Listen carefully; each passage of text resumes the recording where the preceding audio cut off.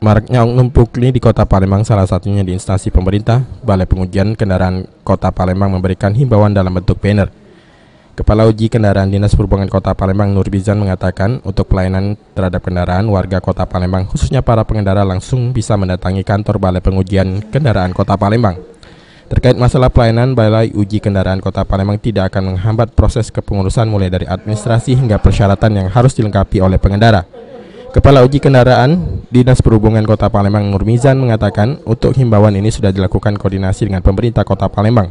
Hal ini dilakukan untuk memberikan pelayanan yang terbaik kepada warga Kota Palembang dengan tidak terpengaruh pungutan liar.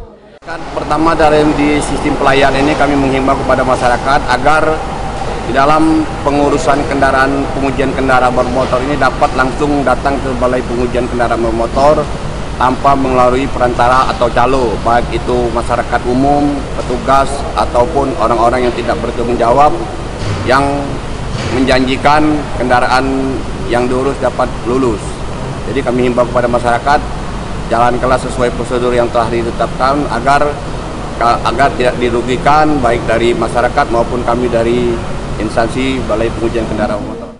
Ade Sunandar, PAL TV.